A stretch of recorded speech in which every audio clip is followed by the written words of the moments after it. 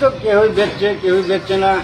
হ্যাঁ, ওখানে তো সোমবার এনে পূজা ধীরে আছে, তো এই কারণে কাস্টমার আইয়ে, কিন্তু মালের রেটের লগে আমরা করতে পারি না। দাম কইলে দৌড় মারে, বেচা কিনি নাই এখন পর্যন্ত।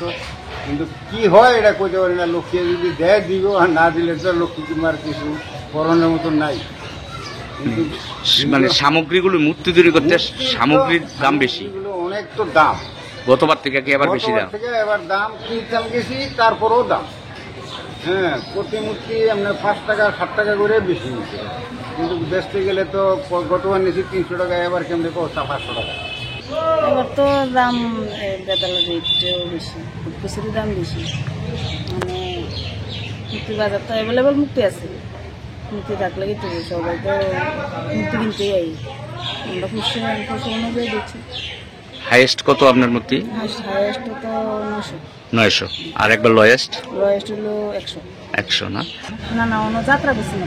যাত্রা করছে, পূজা তো সোমবারে। হ্যাঁ, সেল লক্ষ্মী প্রতিমার এখন তো বিক্রি শুরু হয়েছে না, তবে এবার মূর্তির দামটা একটু বেশি, কারণ মূর্তির যে সামগ্রী আমরা লাগাই মূর্তিতে, এটির অনেকটাই বেশি দামটা অনেক বেশি। তুমি কত বছর ধরে এই কাজ করো? আমি 15 বছর যাবত এই মূর্তি বিক্রি করো?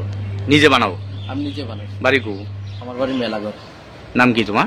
আমার নাম সঞ্জিত পাল। তাহলে হাইয়েস্ট মূর্তি কত তোমার দাম? ওই 450 টাকা। আর লোয়েস্ট? লোয়েস্ট আছে 150 টাকা।